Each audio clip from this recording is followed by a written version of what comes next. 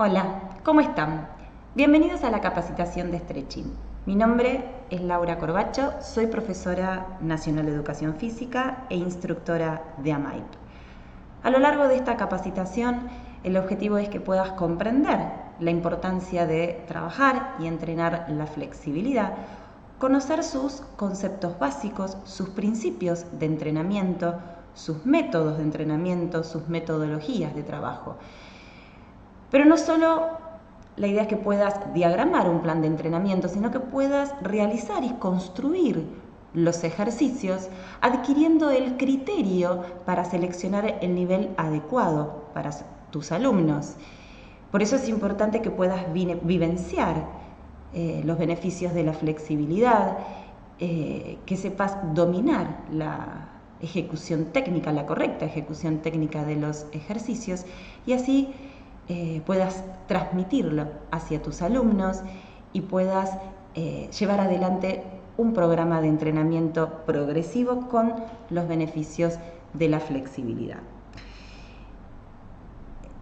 Ya metiéndonos en el primer módulo, te voy a contar que este primer módulo va a estar dividido en 2 clases y en esta primera clase vamos a trabajar la definición de la flexibilidad, vamos a trabajar los principios de entrenamiento de la flexibilidad, sus componentes y los tejidos intervinientes en la flexibilidad. Entonces, metiéndonos ya en la definición de la flexibilidad, primero te voy a explicar que la flexibilidad es una capacidad física que junto con la fuerza, la resistencia y la velocidad forman las 4 capacidades condicionales. ¿Qué quiere decir esto? Son capacidades innatas al hombre, son genéticas, condicionales es que condicionan la acción motriz, el movimiento del hombre. Por ende, cualquier persona, sea sedentaria o no, haga actividad física o no, entrene en forma sistemática o no, va a desarrollar un nivel, un grado de resistencia, de velocidad, de fuerza y de flexibilidad. Sin embargo, para poder mejorar y desarrollar estas capacidades, la única forma es a través de un entrenamiento planificado y sistemático. Entonces, la flexibilidad se define como la capacidad de estirar un músculo, también se puede definir como la capacidad de que una articulación logre rangos máximos en su movilidad, pero nosotros vamos a definir la capacidad como aquella capacidad de vencer las resistencias internas dadas por los componentes elásticos y plásticos de los tejidos. ¿Qué quiere decir esto? Cuando nosotros queremos estirar un músculo, un segmento corporal, nos encontramos con resistencias internas. Esas resistencias están dadas por la acción contráctil del músculo, están dadas por la cápsula articular, es decir, por la posibilidad de movimiento de esa articulación y por otros componentes, por otros tejidos, como son tendones, ligamentos y fascias. Entonces, los buenos rendimientos de flexibilidad resultan de la interacción de estos componentes plásticos y elásticos de músculos, tendones, ligamentos, fascias, con la fuerza necesaria para lograr un rango de movimiento óptimo o el mayor rango de movimiento posible anatómicamente, pero también va a depender del plan de entrenamiento que apliques, va a depender de la coordinación intra e intermuscular y de el grado de aptitud funcional de tu articulación.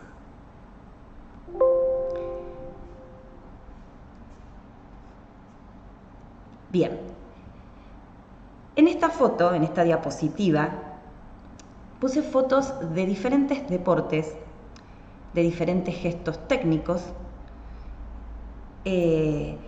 para que podamos comprender la importancia de trabajar la flexibilidad. Recordá que empecé diciéndote que uno de los objetivos de esta capacitación tenía que ver con que comprendas la importancia de entrenar esta capacidad.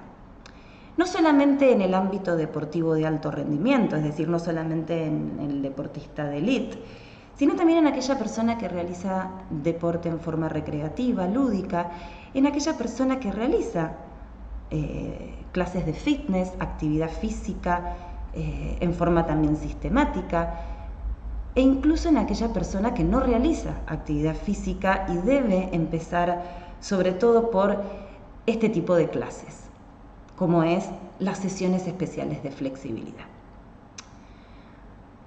Vamos a tomar el ejemplo de la foto del nadador.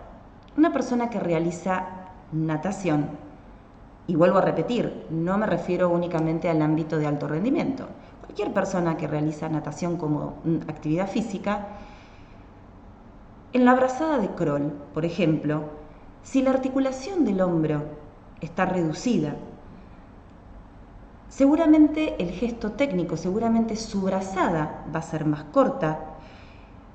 Para llevar adelante ese movimiento y poder desplazarme en el agua, seguramente con una brazada más reducida en su rango de movimiento me va a demandar muchísimo más esfuerzo, fatiga muscular. El recorrido que voy a realizar es menor y por ende el resultado, ¿sí?, de ese gesto técnico también va a ser menor. ¿Qué quiere decir? Que si mi rango de movilidad articular fuera óptimo y el recorrido de ese gesto, como es la brazada de crawl, se realiza en todo el rango de movimiento de la articulación del hombro, por ende yo me voy a desplazar en el agua muchísimo más efectiva y muchísimo más económicamente. Recuerden que estamos hablando de la importancia de entrenar la flexibilidad y cómo aplicarlo en distintos ámbitos. Otro ejemplo lo podemos ver en la foto del futbolista, donde el gesto técnico es una patada. Y acá podemos meternos con cuestiones de lesiones que se producen muchas veces realizando cualquier actividad física. Y acá lo que podemos ver es, muchas veces se realiza fútbol en forma lúdica, ¿sí? Cualquier persona puede realizar este deporte en forma recreativa. Y es muy común lesionarse, es muy común que haya desgarros a nivel de la musculatura posterior de isquiotibiales, que haya desgarro en los aductores, la musculatura interna de los muslos. Y esto muchas veces se debe a rangos deficientes en la movilidad articular, se debe a músculos acortados, se debe a que esa persona no entrena en forma sistemática la flexibilidad. Entonces, un músculo que no está preparado para semejante movimiento de fuerza explosiva, con una velocidad que se acelera en el movimiento, entonces lo más probable es que ese músculo se lesione. Sumado a que no es lo mismo un gesto técnico, el resultado de un gesto técnico con un buen rango de movimiento articular a uno con un rango totalmente reducido. Después tenemos ejemplos específicos en donde es necesario trabajar la flexibilidad y llevarla a los rangos máximos de movilidad articular, como por ejemplo en la gimnasia rítmica. Pero también vemos acá en una de las fotos un ejercicio de flexibilidad tomado de alguna clase de estiramiento también, puede ser de pilates, de yoga.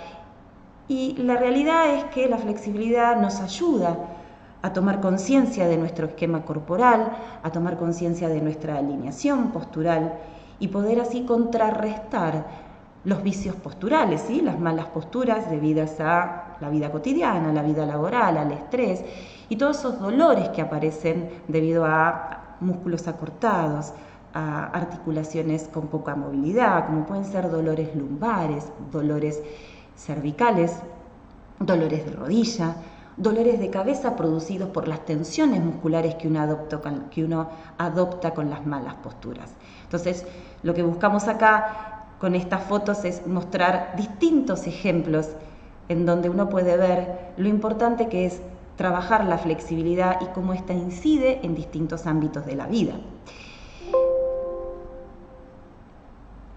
Bien, nos vamos a meter un poquito ahora con los principios generales del entrenamiento de la flexibilidad. Como te dije antes, la flexibilidad es una capacidad física condicional y la única manera de poder mejorarla es a través de un entrenamiento. Para ello yo tengo que diagramar un programa. Entonces, lo primero que tenemos que tener en cuenta es que uno de sus principios es tener un programa de entrenamiento de la flexibilidad. ¿Qué quiere decir esto? Yo no puedo pretender desarrollar la capacidad flexibilidad en la entrada en calor o en la vuelta a la cama, porque es muy común en esas partes de una sesión de entrenamiento cualquiera realizar ejercicios de elongación, ¿sí? Ya sea al principio de la clase, cuyo objetivo, que está bien hacerlo, y cuyo objetivo es preparar a la musculatura que está inactiva hacia la actividad física, o sea, preparar esa transición, elevar la temperatura corporal, pero no voy a poder desarrollar la flexibilidad ni mejorarla en esa parte, tampoco en la vuelta en la calma, donde los ejercicios de flexibilidad tienen como objetivo relajar la musculatura, restaurar un poquito los niveles de tensión muscular, favorecer la circulación, o sea, tiene objetivos específicos, pero tampoco su objetivo es desarrollar la flexibilidad. Yo necesito realizar un programa de entrenamiento, sesiones especiales para poder llevar adelante un cambio en esta capacidad a lo largo del tiempo en forma progresiva. Y esto está de la mano, ¿sí?, con otro de sus principios, que ese trabajo, ese programa, tiene que ser sistemático y progresivo, ¿sí?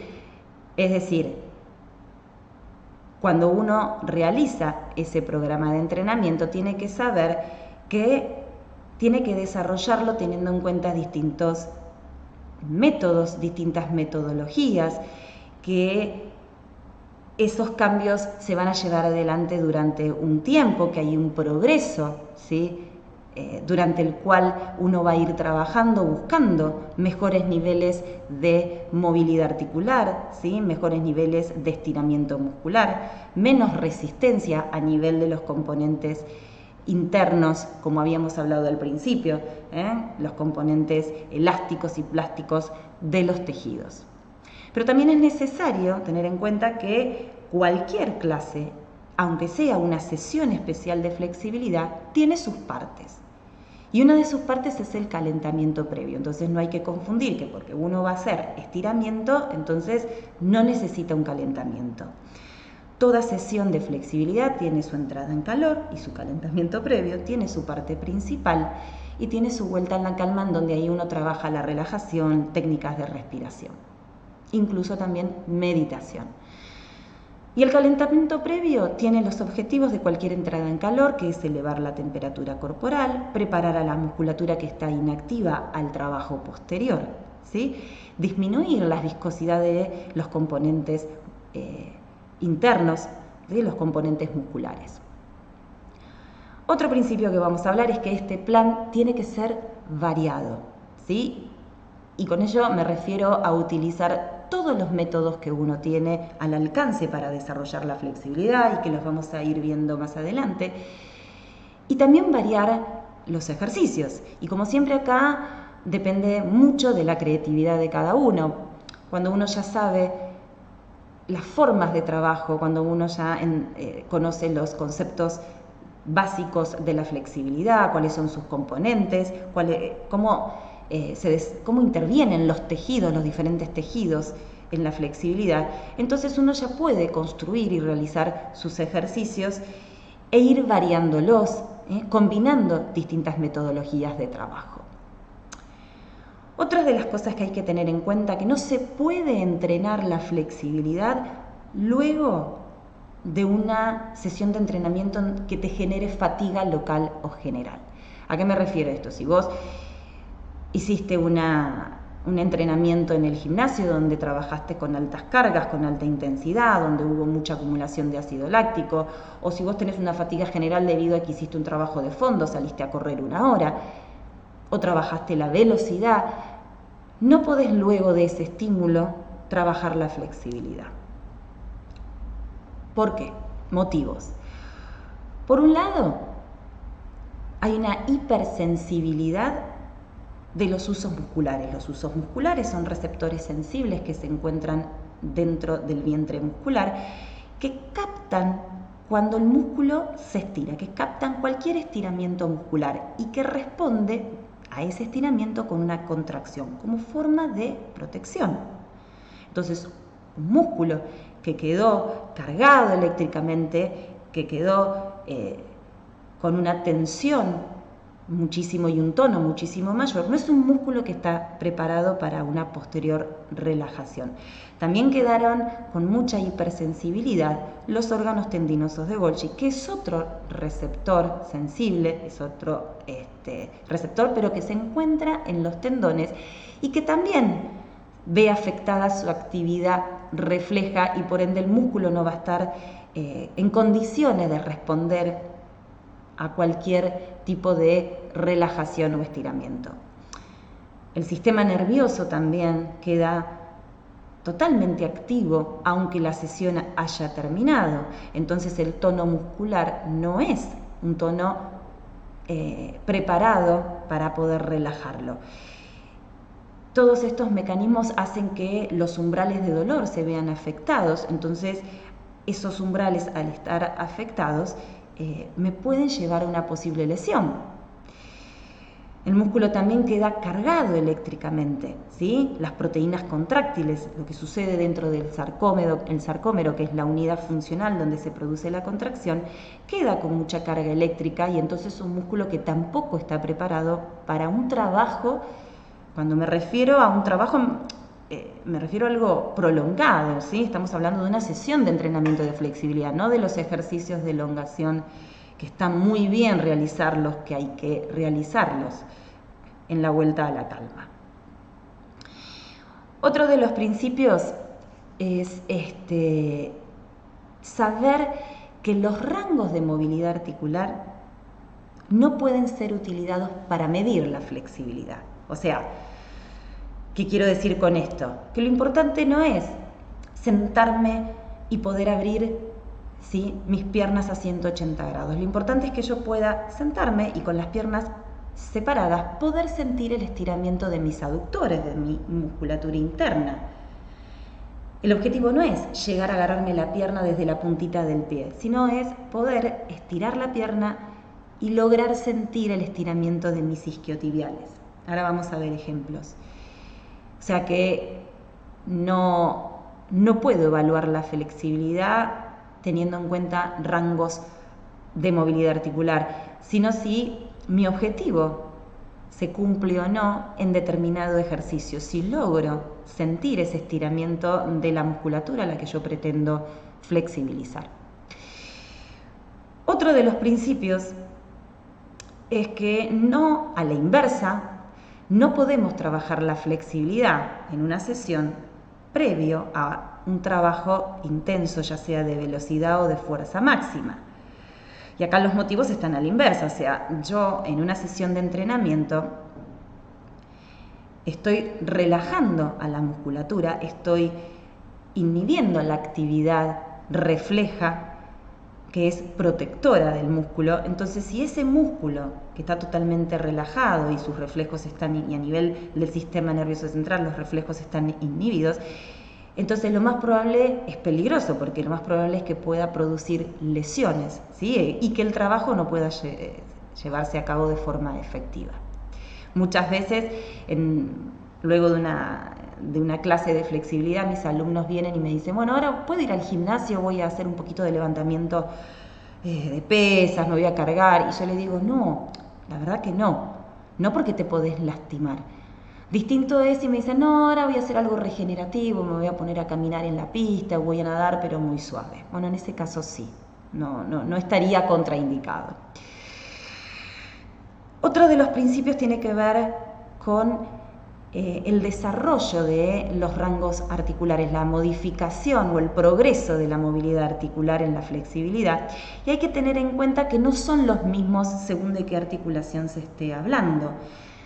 En líneas generales, la articulación del hombro, la articulación de codo, rodillas y tobillos, se puede ver que los primeros avances, progresos y cambios se logran al mes de un trabajo sistemático. Insisto, no va a haber ningún cambio, ningún progreso con solo realizar ejercicios de elongación en distintas partes de otro entrenamiento.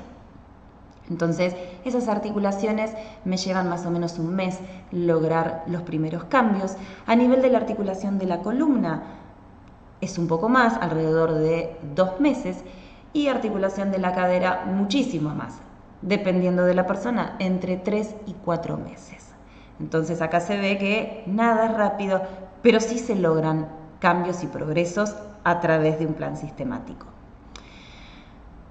Otro de los principios es que no podemos, ¿sí? No podemos agotar la musculatura a través de fuerza isométrica. ¿Qué quiero decir con esto? Muchas veces para lograr mantener una postura de estiramiento se contraen músculos que no están implicados en ese trabajo, produciendo una tensión muscular. Se pueden producir calambres con el peligro también de lesionarse. Entonces, a veces por querer sostener la pierna en una posición de estiramiento, se tensiona la musculatura del cuello, ¿sí? En forma isométrica. Isométrica quiere decir que uno está realizando una contracción manteniendo una posición donde no hay movimiento, y eso puede generar calambres. Y se estaría faltando al principio general de cualquier entrenamiento de la flexibilidad, que es lograr la relajación muscular. Otro de los principios que tenés que tener en cuenta es que debes respetar la individualidad. Es decir, un mismo ejercicio puede ser totalmente diferente según la persona. Cada persona tiene sus limitaciones articulares, sus limitaciones musculares, y por ende un mismo ejercicio tiene resultados diferentes en personas diferentes. También ahora vamos a ver ejemplos. Otra de las cuestiones que tenés que tener en cuenta es que a la hora de entrenar la flexibilidad, los ejercicios, habíamos hablado de un plan variado, pero también los ejercicios tienen que repetirse. ¿Qué quiero decir con esto? Para lograr llegar a la cápsula articular, para poder vencer esas resistencias internas, el ejercicio tiene no solo que ser prolongado en el tiempo, sino que debes repetir esa posición determinadas veces, porque si no, el músculo no se va adaptando a ese estiramiento y no podés vencer esas resistencias internas, ¿sí? Que habíamos hablado en un principio de los componentes plásticos y elásticos. Vamos a ver unos ejemplos, vamos a ver unas imágenes para ejemplificar algunos de los principios que te dije, que tiene que ver con la individualidad de cada persona, que tiene que ver con no tensionar músculos que no están implicados en el ejercicio, ¿sí? Y que tiene que ver con poder variar también distintas posiciones según la persona con la que estés trabajando, según con el grupo o el nivel con el que estés trabajando. Acá en este ejercicio lo que estamos haciendo es estirar la musculatura posterior de la pierna, en este caso la pierna derecha, mis isquiotibiales. Muchas veces este ejercicio para una persona puede ser algo fácil de acceder y pueda sentir el trabajo en la musculatura isquiotibial. Pero para otras personas este ejercicio no puede llevarse a cabo porque tiene acortados distintos grupos musculares que le imposibilitan llegar a esta posición. Y entonces se adoptan posiciones en donde se tensiona musculatura, como por ejemplo, es muy común que para poder llegar a la pierna los hombros se despeguen del piso, con la consecuente tensión de la musculatura posterior de mi espalda, del cuello, trapecios, con la consecuente hiperlordosis, o sea, se quiebre demasiado el cuello y la cabeza se vaya hacia atrás para poder llegar a la pierna. También puede pasar que la musculatura, ¿sí? Los flexores de la cadera, que son los que me permiten si esos flexores están acortados, la pierna se acorta también. Entonces, esta pierna no podría estar extendida en forma relajada en el piso, se elevaría del piso y entonces se produciría toda una modificación de la postura, la cintura no estaría bien apoyada, la zona lumbar también se vería modificada.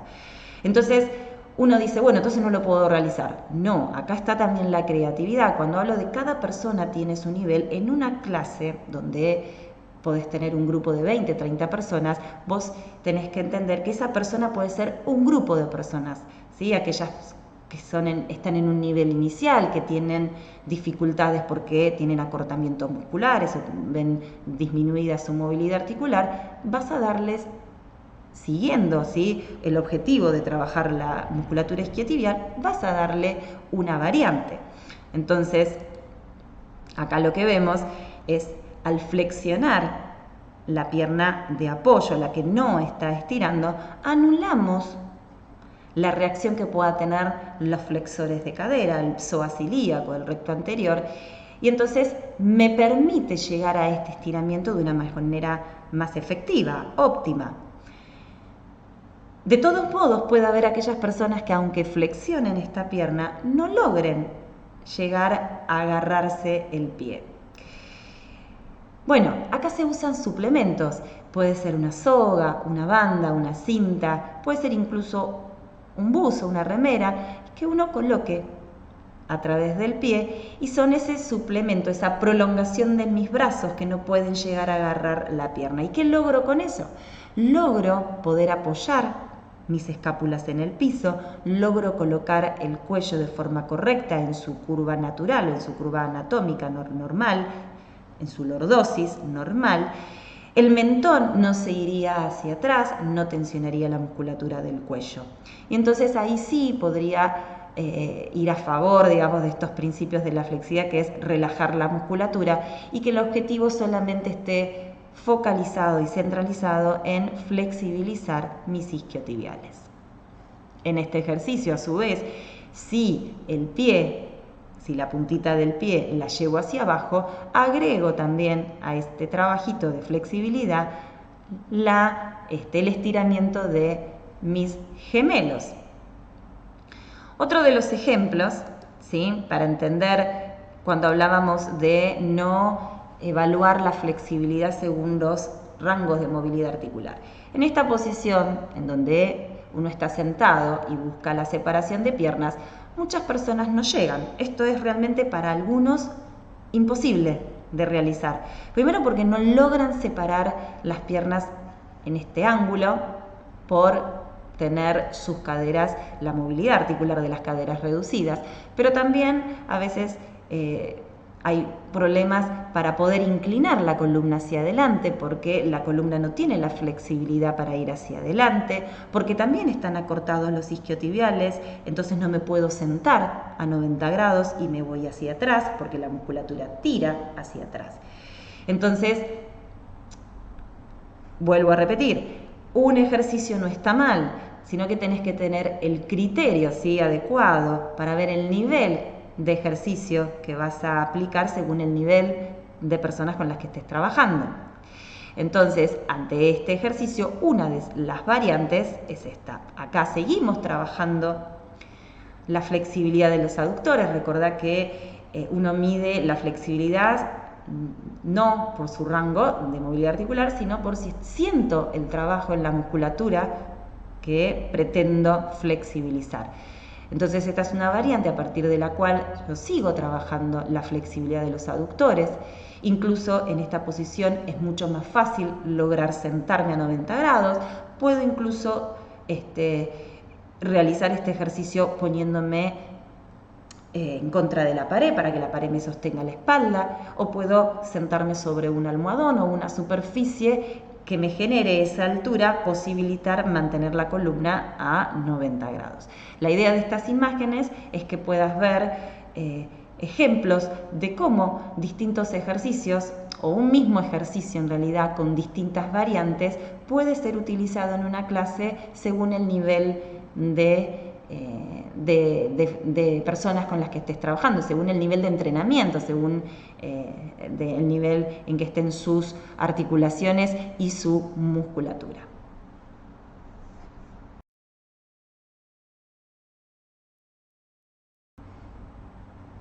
Vamos a hablar de los componentes de la flexibilidad y de los tejidos intervinientes en la flexibilidad. Los componentes son 4: movilidad, elasticidad, plasticidad y maleabilidad. La movilidad es la propiedad que poseen las articulaciones. Como siempre te digo, la flexibilidad, el desarrollo de la flexibilidad busca aumentar los rangos de movilidad articular.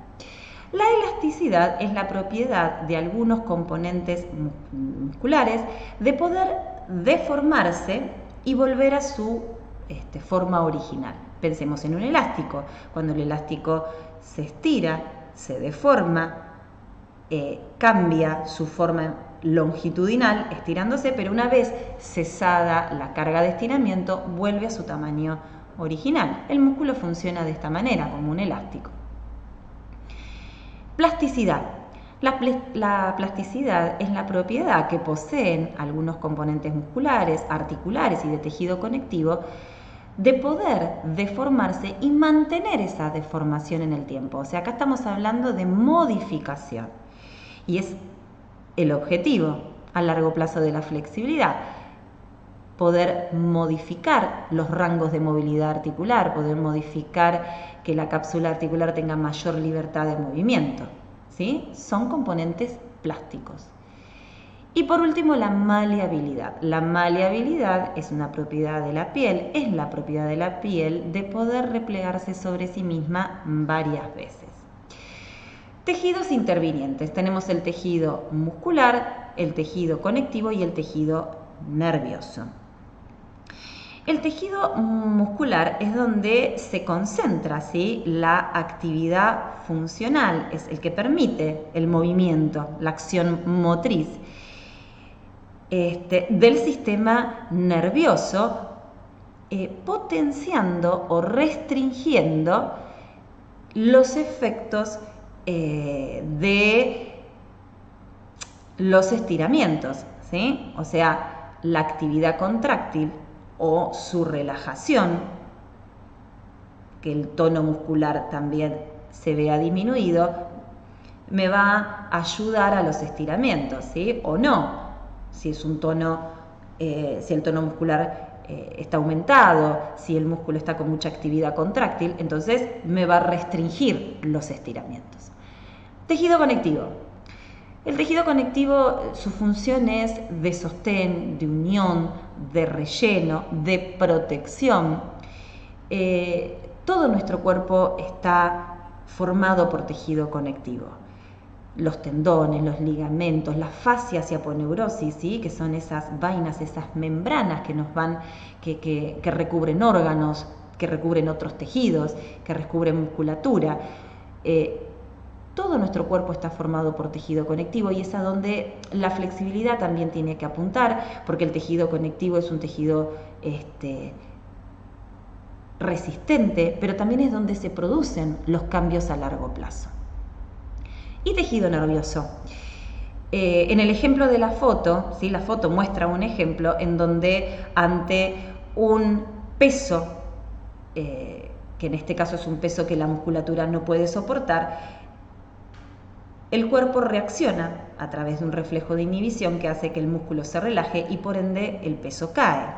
Es decir, los reflejos también nos cuidan y nos protegen y serán utilizados a favor de la flexibilidad, ya sean inhibitorios o excitatorios, los vamos a aprovechar para poder desarrollar distintos métodos de flexibilidad y poder desarrollar mayores rangos de movilidad articular, tratando de inhibir o excitar la musculatura.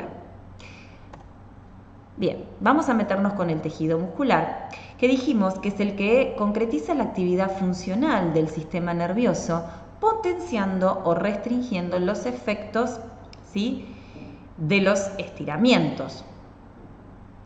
sobre el tejido conectivo. Recordá que te hablé que el tejido conectivo es tendones, ligamentos, fascias, aponeurosis, y es a donde la flexibilidad tiene que apuntar, porque es donde se producen los cambios permanentes, cápsula articular, ¿sí? Si nosotros tomamos un músculo esquelético, que es el músculo que nos permite el movimiento, ¿sí?, la acción, y le damos un corte transversal, vemos que este músculo tiene forma estriada, ¿sí?, es decir, en forma de haces longitudinales que le dan este aspecto estriado. Y vemos acá que el músculo se une al hueso a través de un tendón. Y si vemos sus estructuras, vemos que una primer estructura es el epimicio, que es la fascia, que es esa membrana, esa vaina, ¿sí?, ese tejido conectivo que recubre a todo el vientre muscular. Pero dentro de ese músculo vemos como distintos haces, fascículos, que a su vez dentro de esos fascículos está formado por muchísimas fibras musculares. Cada fascículo, cada grupo de fascículo, a su vez está recubierto por otra membrana, por otra vaina de tejido conectivo que se llama perimicio, ¿sí? Y dentro de cada fascículo hay un montón de fibras musculares, de miofibrillas, que están recubiertas a su vez por otro tejido conectivo, por otra membrana y vaina que se llama endomisio. Cada fibra muscular, que es la célula muscular, tiene dentro muchos sarcómeros. Y el sarcómero es el nombre que lleva la unidad funcional, es decir, donde se produce la contracción muscular y donde se produce la relajación muscular. Ese sarcómero a su vez tiene una membrana que se llama sarcolema. Dijimos que es la unidad funcional, dijimos que es donde se produce la contracción y la relajación. Entonces, la flexibilidad, el desarrollo de la flexibilidad lo que va a buscar es dar las condiciones para que esa unidad funcional se relaje, ¿sí?, y pueda el músculo así estirarse. Esta es la fibra muscular, ¿sí? Si la vemos a su vez a esta fibra muscular grande, y como te dije antes, cada fibra muscular está formada por un montón de sarcómeros, que es esta unidad funcional, y las proteínas que se encuentran en esta unidad funcional, en el sarcómero, las proteínas contráctiles, van a ser las que me van a ofrecer esa resistencia, ¿sí? Contra ellas voy a tener que trabajar la flexibilidad. ¿A través cómo? A través de la acción de los reflejos, utilizando el sistema nervioso para poder relajar y lograr que el músculo tenga un tono reducido, ¿sí? Bien, entonces, el tejido muscular, la forma que un músculo, ¿sí?, se opone al estiramiento viene dada por dos factores, como dije recién. Uno tiene que ver con el grado de tensión acumulada de forma pasiva o tono muscular, con el cual ya venga la persona. Entonces, los trabajos de flexibilidad van a ir en contra de ese tono muscular. El objetivo va a ser bajar esa tensión que ya posee el músculo a través de distintos ejercicios, de la entrada en calor, de la acción de los reflejos, como dijimos anteriormente. Entonces, esto significa que para estirar un músculo debemos en primer lugar reducir al máximo su tensión, ¿sí? Porque es la primer barrera con la que nos encontramos las proteínas contráctiles, y ese tono muscular es la primera barrera con la que se encuentran los trabajos de flexibilidad. Y el otro factor está dado por la resistencia que ofrece el tejido conectivo, ¿sí? Si bien estamos hablando de tejido muscular, recién te mostré un esquema, ¿sí?, de un músculo esquelético, en donde vemos que tiene muchísimas membranas, muchísimas vainas de tejido conectivo que protegen, que unen las distintas partes del músculo. Bueno, otro, entonces, de los factores que se va a oponer a la flexibilidad está dada por esos componentes de tejido conectivo. Y se podría decir que es la parte más difícil, porque una vez que el tono muscular está reducido y que hemos ido en contra de las proteínas contráctiles y el estado de relajación es óptimo, nos vamos a encontrar con esta segunda barrera de tejido conectivo, que es más difícil de atravesar, pero como te dije antes, donde se dan los cambios permanentes. Duele muchas veces, es donde molesta, porque recordemos que, y ahora lo vamos a ver, que el tejido conectivo es un tejido de protección. Cuando hablamos de contracción muscular, es el proceso fisiológico desarrollado por los músculos cuando, según la tensión, se acorta, ¿sí?, o se estira y se produce movimiento o se produce tensión, ¿sí? ¿Por qué digo se acorta o se estira? Por ejemplo, si yo agarro una taza, me la llevo a la boca, entonces se está realizando un acortamiento de mi musculatura del bíceps, del brazo, para poder acercar la taza a la boca. Ahora, cuando la taza la vuelvo a llevar a la mesa, no estoy relajando la musculatura. Si yo relajaría el bíceps, entonces la taza se me caería, se rompería. La estoy bajando con cierta tensión, pero el músculo se está alargando. Entonces acá hablamos de distintos tipos de contracciones. En líneas generales tenemos contracción isotónica y tenemos contracciones isotónicas y contracciones isométricas. En las contracciones isotónicas, que iso es igual, isotónicas es igual tensión, quiere decir que ante una tensión constante, el músculo genera una contracción y se produce movimiento, ¿sí? Son contracciones dinámicas y, como te dije antes, puede ser concéntrica o excéntrica. Concéntrica cuando los puntos de inserción se acercan, o sea, cuando llevo la taza a la boca. Excéntrica cuando los puntos de inserción se alejan, cuando vuelvo la taza a la mesa, ¿sí? En un ejercicio, cuando levanto una pesa, ¿sí?, flexiono el codo y llevo la pesa hacia el hombro, y cuando bajo la pesa y alejo la pesa del hombro. Entonces, ahí en el movimiento de regreso los puntos de inserción se alejan, pero también hay movimiento, por eso son dinámicas. La contracción isométrica, hay fuerza, ¿sí?, hay contracción, hay actividad contráctil, pero no hay movimiento, o sea, el músculo no cambia en su longitud, y esto tiene que ver cuando uno sostiene pesos en donde la tensión y la resistencia están igualados y no hay movimiento. Son contracciones estáticas. ¿Y por qué es importante saber el tipo de contracciones? Porque son utilizadas también para el trabajo de la flexibilidad, sobre todo las contracciones isométricas, en donde uno mantiene una postura y un trabajo de estiramiento muscular por contracción de la propia musculatura para desencadenar distintas actividades reflejas, que ahora lo vamos a ver. Tejido conectivo. Como dijimos, el tejido conectivo es un tejido de sostén, de protección, de unión, de relleno, y es donde se producen las modificaciones a largo plazo, ¿sí?, en el entrenamiento de la flexibilidad. Vamos a hablar de los componentes. El tejido conectivo tiene células, tiene sustancia fundamental, fibras. La sustancia fundamental y las fibras forman la matriz extracelular. Tejido conectivo hay tejido conectivo denso o fibroso, que puede ser regular o irregular, y tejido conectivo laxo. Todos tienen los mismos componentes. La diferencia es que el tejido conectivo denso o fibroso tiene mayor proporción de fibras, cantidad de fibras, y el tejido laxo tiene menor cantidad de fibras y mayor cantidad de sustancia fundamental o células.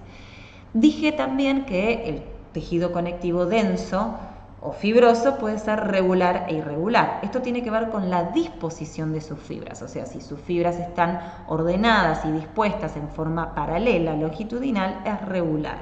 Y si sus fibras tienen una disposición aleatoria, no longitudinal, entonces es irregular. Las fibras del tejido conectivo son 4: fibras colágenas, fibras elásticas, microfibrillas y fibras reticulares. Las que nos van a importar a nosotros son las fibras colágenas y elásticas, que son las que abundan en el tejido denso.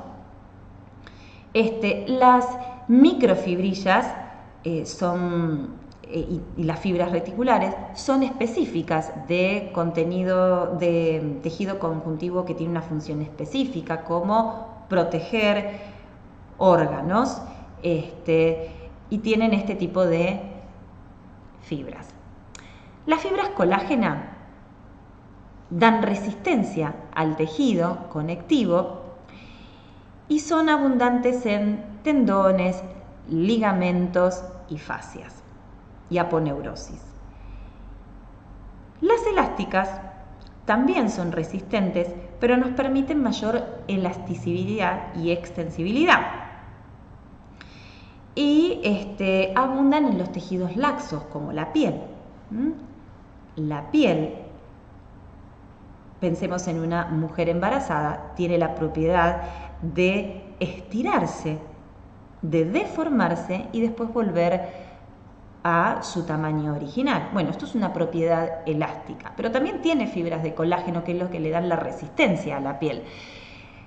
Pensemos en las estrías. Las estrías es la ruptura, es una cicatriz, es la ruptura de las fibras de colágeno. Entonces, en todos los tejidos están ambas fibras, pero en distintas proporciones. Bueno, las fibras elásticas, en este caso, en la piel, en el tejido conjuntivo, conectivo, que es la piel, abundan más que las de colágeno. Estructuras donde predomina el tejido conectivo, dijimos, tendones, ligamentos, fascias, aponeurosis, piel, cápsula articular. Tendones y ligamentos son parecidos, pero no, se confunden, pero tienen funciones distintas porque tienen propiedades distintas también. En ambos casos abundan las fibras de colágeno. Tiene que abundar fibras de colágeno, dijimos que las fibras de colágeno dan resistencia al tejido. Y tanto ligamentos como tendones deben ser resistentes porque nos protegen, ¿sí? El tendón protege a la musculatura, es el que transfiere la actividad contráctil hacia el hueso y por ende, al transmitir esta tensión, se posibilita la acción motriz. Los ligamentos unen huesos, ¿sí? Dan el formato hacia la articulación y nos van a permitir que esas articulaciones puedan tener movilidad y al mismo tiempo sean resistentes ante cualquier fricción, ante cualquier estiramiento brusco. Entonces deben ser resistentes. La diferencia es que los tendones tienen mayor cantidad de fibras de colágeno que los ligamentos. Los ligamentos ambos tienen fibras elásticas, pero los ligamentos tienen un poquito más de porcentaje de fibras elásticas que los tendones. ¿Y esto por qué? Porque los tendones tienen que ser flexibles, pero resistentes.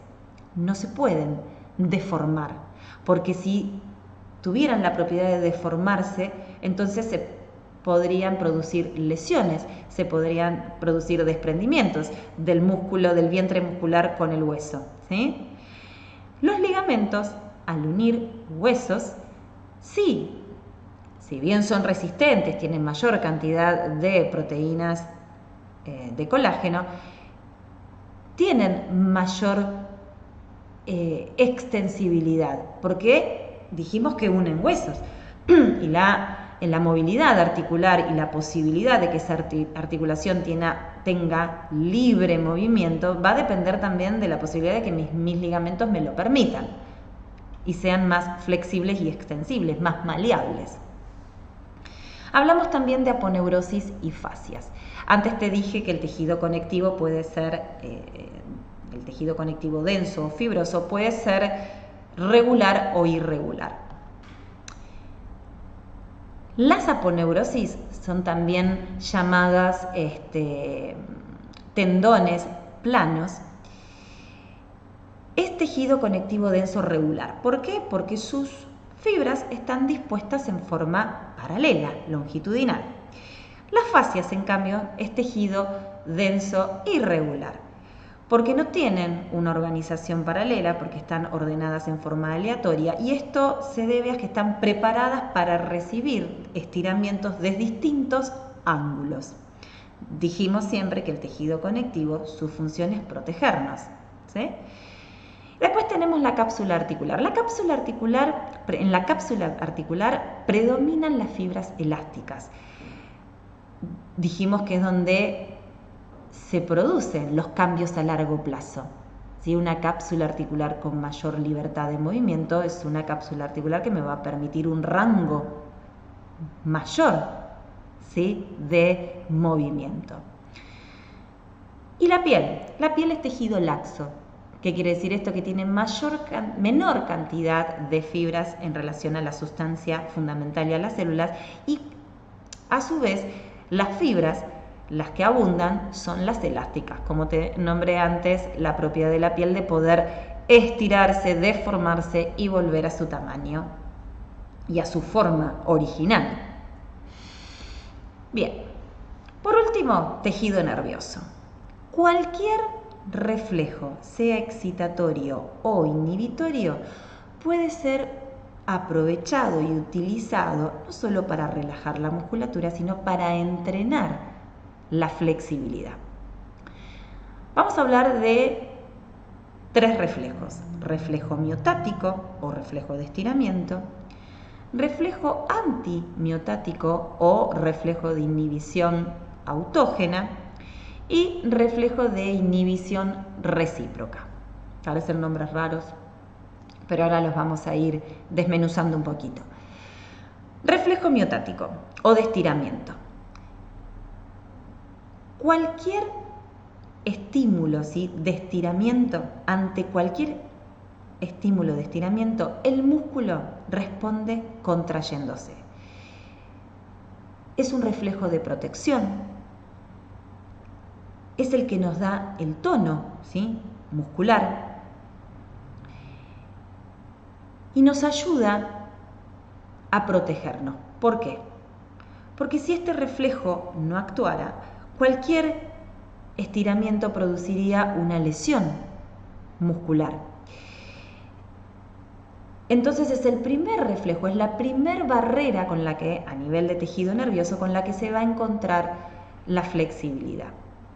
Inhibir es un reflejo excitatorio. Dijimos que ante cualquier estímulo de estiramiento, el músculo se contrae. Pensemos, estamos caminando, nos torcemos un poquito el pie y por acción refleja se contrae rápidamente la musculatura y volvemos el tobillo vuelve a su posición.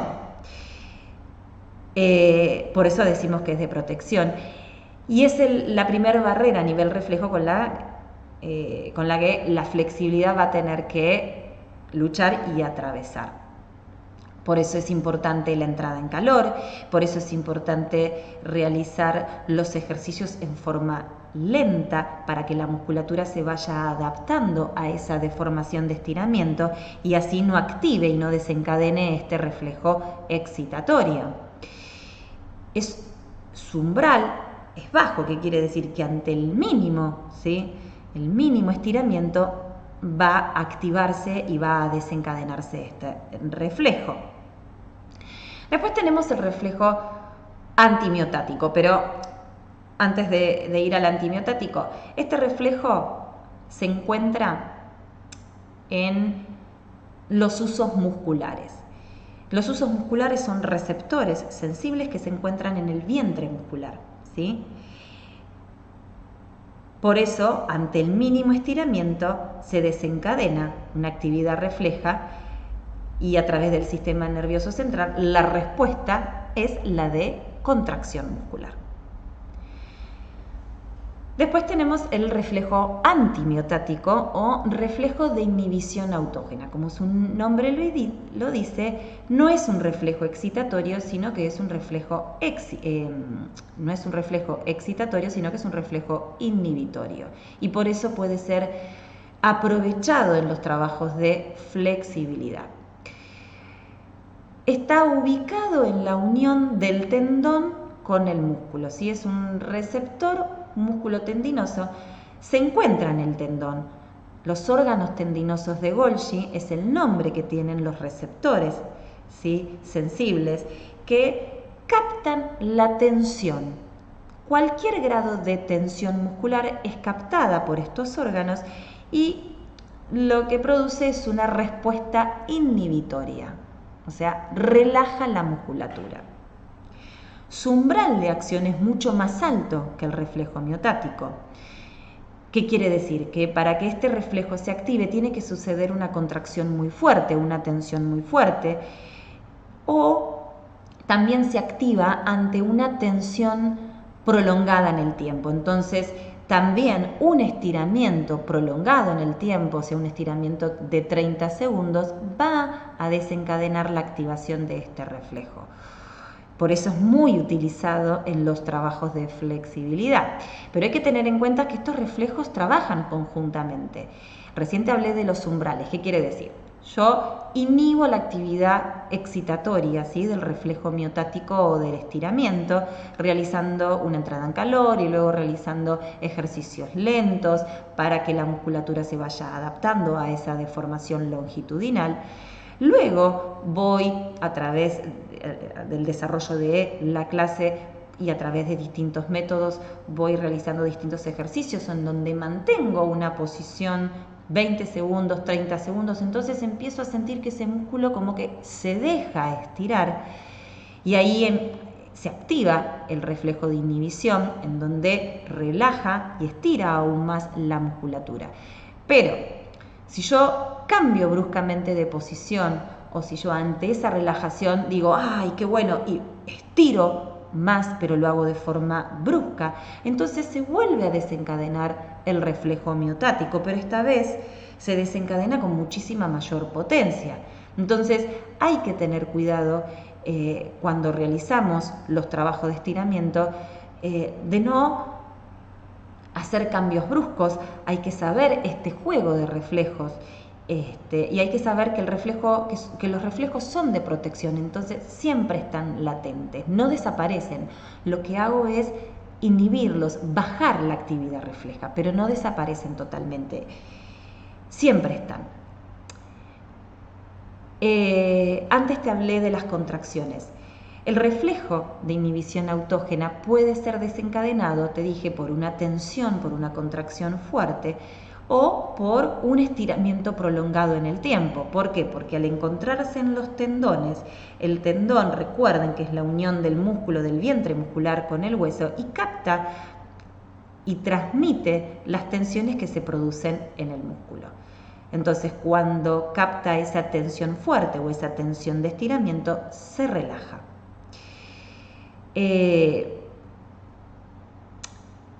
Cuando hablé de contracción, te hablé de la contracción isométrica, que es esa contracción en la que uno mantiene una posición a través de la musculatura. Se contrae, se mantiene esa contracción, no hay movimiento y ahí se activa el reflejo antimiotático. ¿Por qué?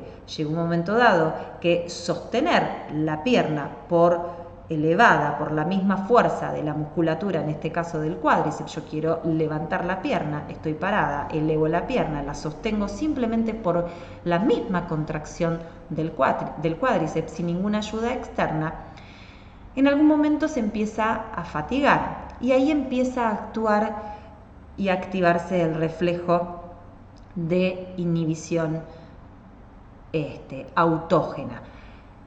Por eso el trabajo de contracciones es muy importante, de contracción isométrica, es muy importante en los métodos de entrenamiento de la flexibilidad. También lo vamos a ir viendo más adelante. El otro reflejo es el reflejo de inhibición recíproca, también de protección. ¿Esto qué quiere decir recíproca?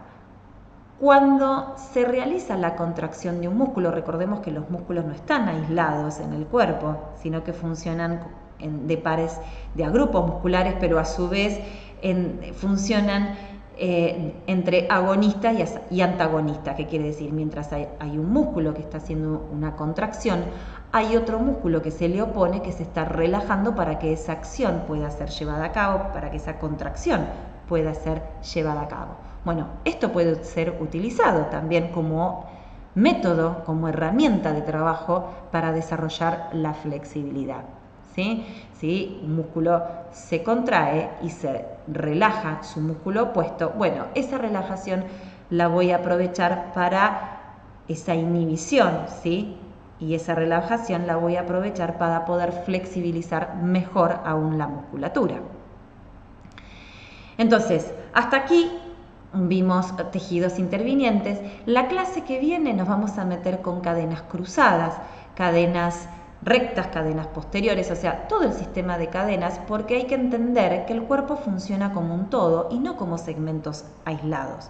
Cuando hablamos del entrenamiento de la flexibilidad, no estamos refiriéndonos, como te dije en un principio, a elongar la musculatura luego de haber entrenado la resistencia, la fuerza, donde ahí sí uno hace un trabajo específico de un segmento corporal en forma aislada para bajar la tensión, para restituir un poco la circulación, bajar los tonos, ¿sí? De toda la carga eléctrica producida durante el entrenamiento. Ahí sí estamos hablando de ejercicios aislados.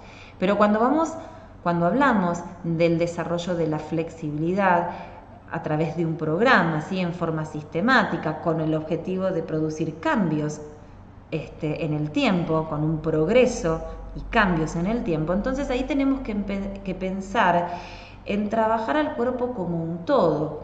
Y por eso acá aparecen los conceptos de cadenas musculares, que son las que nos van a permitir realizar los movimientos atravesando las distintas resistencias.